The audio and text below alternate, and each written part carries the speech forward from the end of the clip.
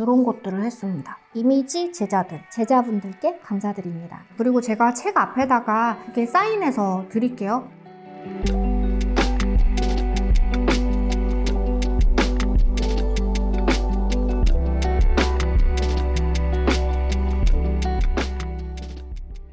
네, 반갑습니다. 이미지입니다. 수학하는 사람입니다.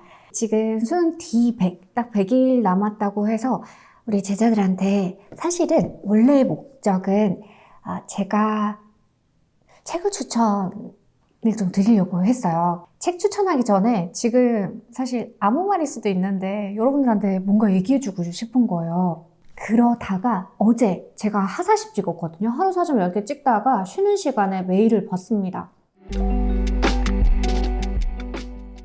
근데 그 메일 그냥 여러분들한테 읽어드릴까요? 궁금할지 모르겠지만 그래서 그 학생 이름은 말 안 할게요. 안녕하세요 선생님, 저는 이미지쌤 커리큘럼을 따라가며 강의를 열심히 듣던 학생입니다.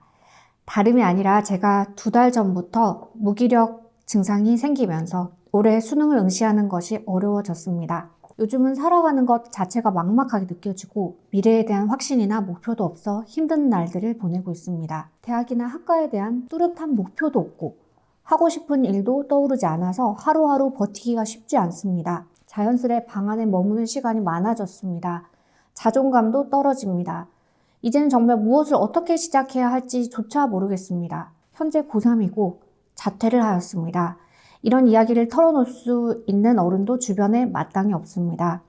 그러다 공부하던 시기에 선생님 강의를 들을 때마다 마음이 편안해지고 큰 위로를 받았던 기억이 떠올라 이렇게 용기 내어 글을 남깁니다. 바쁘신 와중에도 읽어주셔서 감사합니다. 라고 어느 학생이 어제 메일 보냈어요. 그래서 다시 제가 좀 변명 같은데요. 제가 급하게 쓴 메일이라서 두서 없거든요.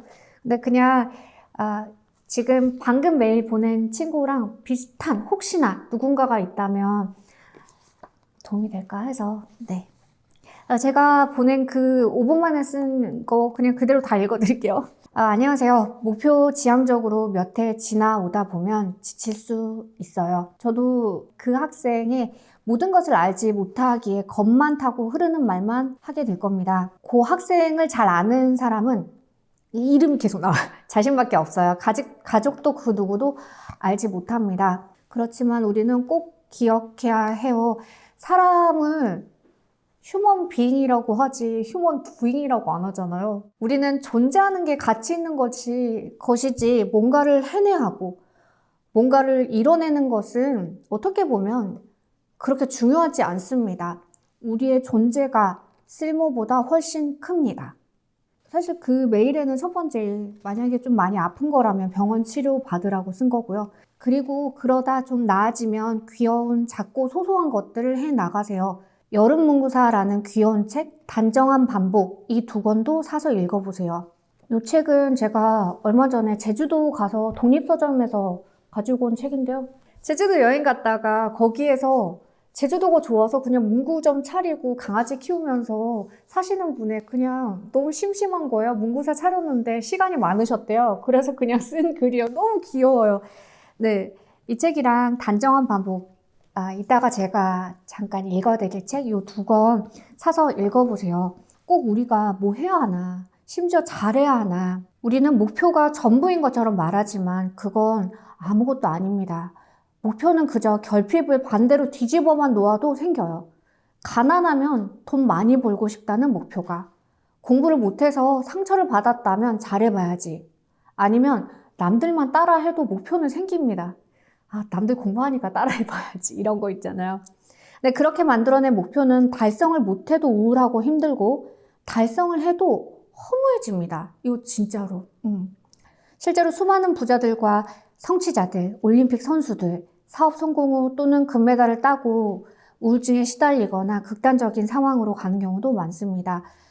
잘 알려진 마이클 펠프스조차 심각한 우울증을 겪고 있지요.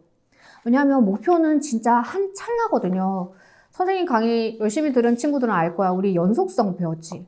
우리는 꽤나 긴 시간을 연속적으로 존재하는데 목표는 그저 하나의 점에 불과합니다.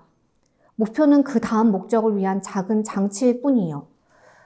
우리 제자들 보면 어디 입학, 몇 등급. 이게 그냥 가진 목표의 전부인 친구들이 있는데 사실 생각해보면 예를 들어서 내가 어느 대학에 입학을 하고 싶어. 그러면 그 입학의 정의를 다르게 볼 수도 있죠. 입학의 정의를 그 학교 문을 여는 순간? 아니면 합격증을 받은 순간? 근데 그거 정말 인생에서 1초잖아요. 목표는 그 다음 목적을 위한 그냥 작은 장치일 뿐입니다. 우리는 존재해야 합니다. 나로서. 아무것도 안 하는, 아무것도 아닌 나로서도 존재해야 합니다. 세상을 감각하고 바깥 햇살도 비 오는 소리도 어제 비 엄청 내렸거든요. 손으로 느껴지는 감각도 산책할 때 들리는 세상의 소음들도 모두 감각하며 나로서 존재해야 합니다. 제가 꼭 드리고 싶은 얘기입니다. 존재는 쓸모보다 훨씬 큽니다. 비교도 안 됩니다. 그래서 이건 되게 부끄러운데요. 제 생각이니까. 제 생각이라고 말할 수 있잖아. 제 입이니까. 저는 삶의 목적을 이렇게 생각합니다.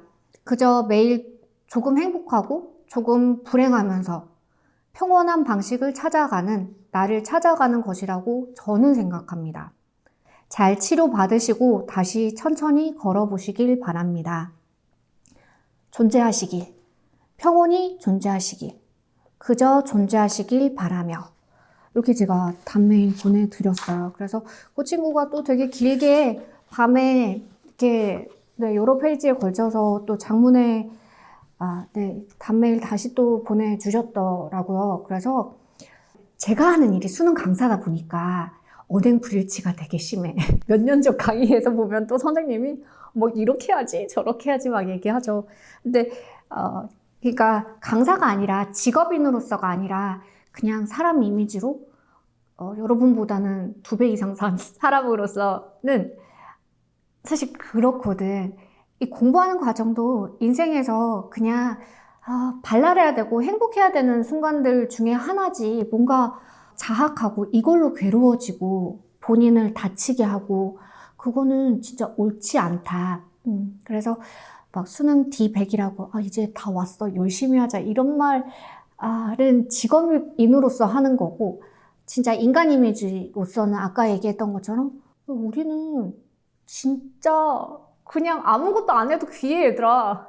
존재는 비교 불가해요. 쓸모, 생산성, 뭐 성적, 그것보다 비교 불가가 그냥 존재예요. 그래서 혹시 마음이 좀 지금 공부, 특히 수능 때문에 마음이 다친 요 메일 보내준 이 친구 같은 학생들 있다면 꼭 감각하라고 얘기해 주고 싶습니다. 진짜 냄새 맡고요. 맛있는 거 먹고요. 막 손에 느껴지는 감각도 보고요. 그 다음에 바깥에 나가면 막 비 내리는 소리도 좀 듣고요. 막 진짜 뙤양볕이에요. 그 뙤양볕도 좀 느껴보고 막 짜증나요. 그 짜증나는 그 습한 느낌도 느껴보고 다 감각하셔야 합니다. 공부가 우리를 다치게 해서는 안 됩니다. 그래서 혹시나 비슷한 친구도 있을까봐 네, 제가 어제 보내드렸던 메일 읽어드렸고요. 괜히 여러분들 괜히 다운되게 하는 거 아닌가 걱정되네. 그러지 않았으면 좋겠다. 책 추천이 사실 너무 부담스러워. 약간 유튜브 알고리즘을 내보이는 느낌이랄까? 유튜브 알고리즘 다 서로 교환하자 하면 서로 민망하지 않아요? 저 사실 고백할게요. 요즘 나오는 AI 그 강아지들 있잖아요. 강아지가 요리하고 이런 거 저 구독해요. 강아지가 막 파전 굽는 거 이런 거 있잖아요. 그런 거 구독해요.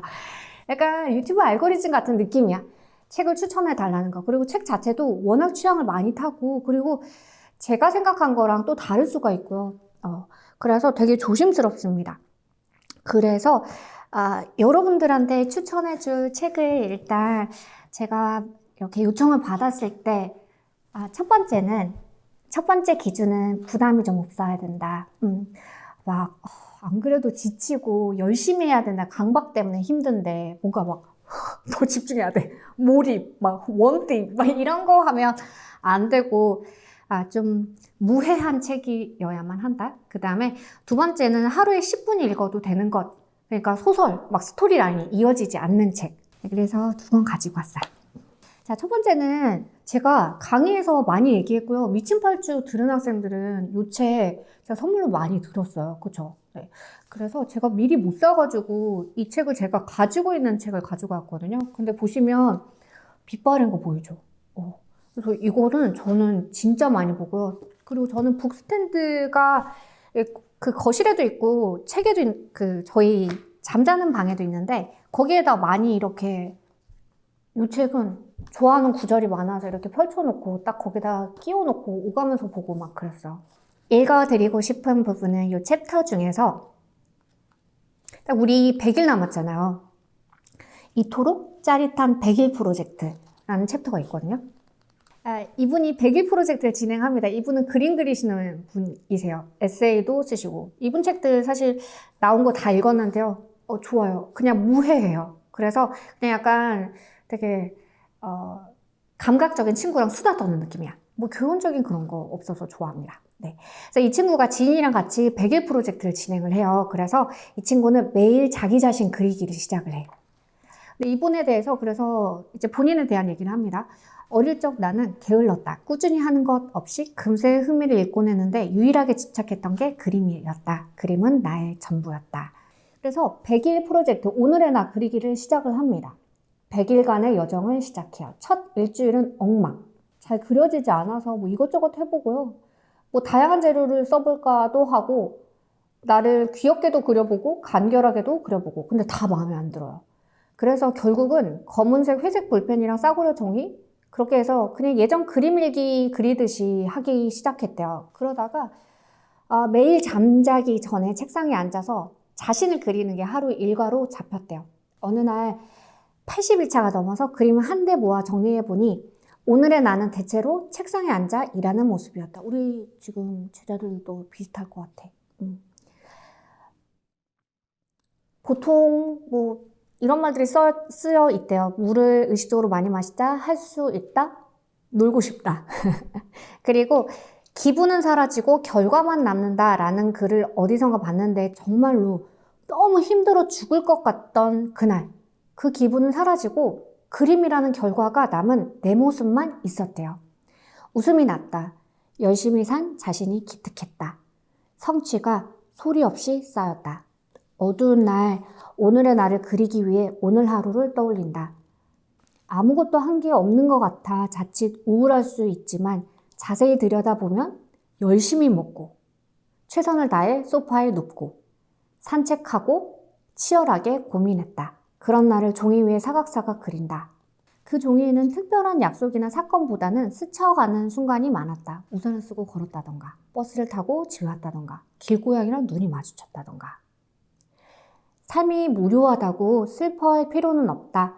특별하지 않은 시간과 뻔하디 뻔한 감정들 속에서 일기장에 남길 만한 특별한 가치를 찾아내는 것이 살아있는 기쁨이니까. 네. 우리는 어떤 방식으로든 모두 꾸준하고 성실하대요. 잘 생각해보면 우리가 게으른 것 같지만 예를 들어서 게임을 좋아하는 친구다? 게임 꾸준히 하고 있을걸요? 뭐 메이크업을 좋아하는 친구다? 이 공부하는 와중에도 메이크업이 힐링이라서 메이크업 하고 있을걸요? 우리는 모두 어떤 방식으로든 꾸준하고 성실합니다.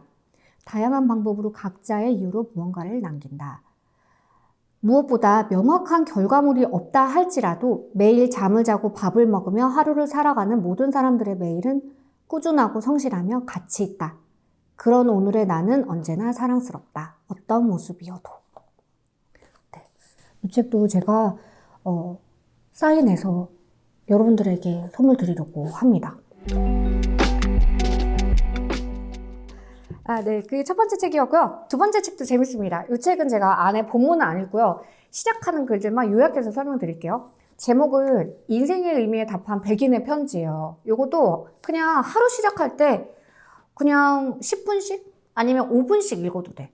이 분께서 이 책을 낸 사람이 대학 졸업하고 일단 빚이 엄청 많이 쌓였고 실직을 됐어. 그리고 여자친구랑도 헤어지고 일단 빚이 너무 많고 돈이 없어서 할아버지가 가지고 계시던 그 왜 이렇게 드라마 같은 데 보면 트레일러 그런 거 있죠. 그쪽으로 간 거예요. 그래서 혼자 거기서 사실 너무 우울해서 우울증에 걸렸던 것 같아. 어떤 표현이 나오냐면 삶보다는 죽음에 가까운 그 20대 중반이었대요. 여기 시작하는 부분에 보면 이런 말들이 있는데 나는 뭐든 할 수 있고 원하는 건 다 이룰 수 있다는 말을 듣고 자랐다. 하지만 그때 난 모든 것에 실패하고 있었다. 일도 사랑도. 나는 길을 완전히 잃었다. 네.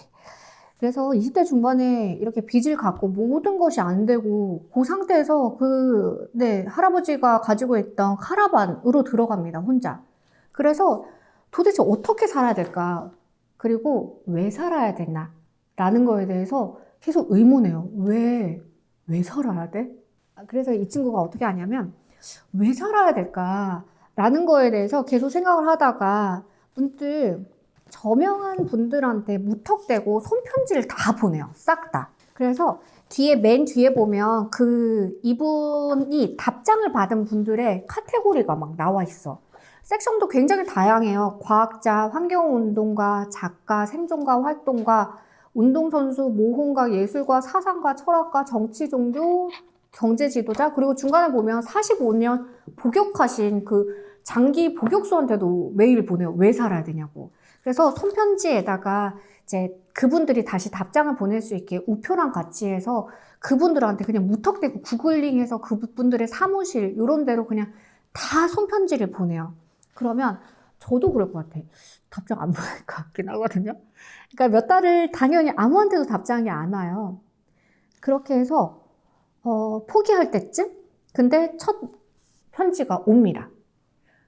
거절의 편지였어요. 뭐 인생의 의미가 있다고 생각하지 않습니다. 뭐 이렇게 그냥 단순히 온 거예요. 그러고 나서 그게 첫 시작이었어. 그러고 나서 하나씩 답장이 오기 시작했대요. 제인 구달님의 편지도 들어있어요. 이렇게 그 받은 편지들을 아예 자필 편지들은 중간중간 이렇게 아예 스캔해서 넣었거든요. 그래서 그분들한테 받은 100인의 편지를 책으로 그대로 그냥 엮어서 낸 거예요. 이 답장을 받는데 9년이 토탈 걸립니다. 제가 사실 왜 여러분들한테 추천을 하냐면요. 처음에 이 프롤로그에서 이렇게 얘기를 해요. 네, 본문 시작하기 전에 이 책을 다 읽은 뒤 당신도 내게 편지를 보내주면 좋겠다. 당신에게 인생의 의미는 무엇인지 정말 궁금하다. 바쁘시겠지만 짧게라도 답장을 써주시길, 가능하다면 여유를 내어 조금 더 써주시길 바랍니다. 하고 여러분들한테 또 편지를 요청을 해요. 그리고 책을 다 읽고 나잖아요? 그러면 제일 끝에 여러분들이 생각하는 당신의 의미는 무엇인가요? 해서 아예 쓸 수 있도록 이렇게 되어 있어요. 그래서 사실 이 내용들이 이 100인의 편지 중에 제 생각과 되게 일치하는 글들도 있고요. 뭐 다른 글들도 있어요. 그래서 이 안의 내용은 읽어드리지 않도록 하겠습니다. 왜냐하면 인생의 의미는 정말 100인의 내용이 다 다르고요. 아까 얘기했던 그 45년 장기 복역수조차 본인의 인생은 너무 행복했다고 얘기하거든요. 인생을 해석하는 방식은 되게 다양하고 정답도 없고 어쩌면 의미가 없는 걸 수도 있고요. 그래서 이 책도 그냥 하루 시작할 때 아니면 자기 전에 이렇게 하나씩 읽으면 좋을 것 같습니다. 그리고 꼭 한번 생각해 봤으면 좋겠어. 나도 만약에 이런 편지를 받는다. 실제로 이 책 읽으면 서문 읽으면서 여러분들도 요청을 받은 거잖아요. 만약에 이런 손편지를 받았다. 그럼 나는 어떻게 글을 그 사람한테 답을 써줄까? 그거 생각하시면서 하루 시작하던가 하루 마감하시면 좋을 것 같아서 추천합니다. 그리고 요거는 제가 사실 막 이런 자랑들을 하지 않는데 요거는 공유하고 싶어. 제가 요런 것들을 했습니다. 여기 보면 이미지 제자들. 여기 제가 서울대에서 받은 감사패인데요. 아이들의 건강한 미래를 위해 뜻깊은 사랑을 나누어 주신 이미지 후원인들과 제자분들께 감사드립니다. 귀하의 나눔이 환자와 가족들에게 밝은 웃음을 되찾고 희망을 만나는 큰 힘이 되었습니다. 이에 깊은 감사의 마음을 담아 이 패를 드립니다. 그래서 여기 보면 이미지와 제자들. 네. 그래서 저소득층 환우들 수술비 목적으로 여러분들과 이름을 같이 담아서 기부를 했어요. 그래서 저는 그렇게 생각합니다. 아까 인생의 의미 얘기 잠깐 감히 했지만 권선징악은 없는 것 같아. 나쁜 사람들도 잘 사는 것 같아서.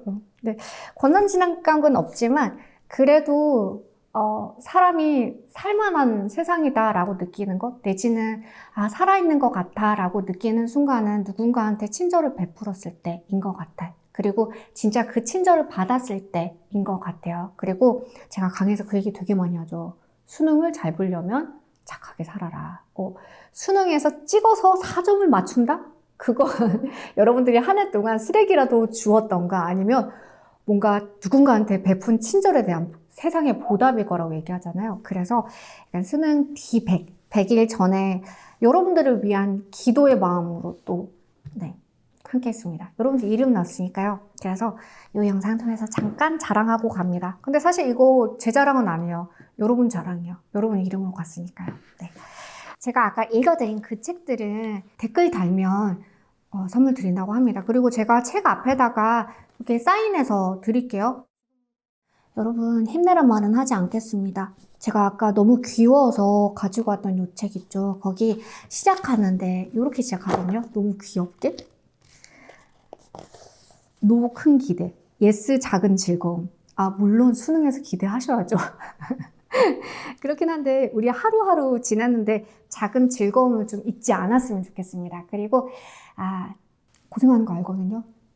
그 고생 어차피 결과가 알아줘요. 그러니까 우리는 하루하루 그냥 그래도 최선을 다해서 우리 자신한테 친절하게 100일의 프로젝트를 마무리 한번 해봅시다. 잘 될 겁니다. 고생 많아요.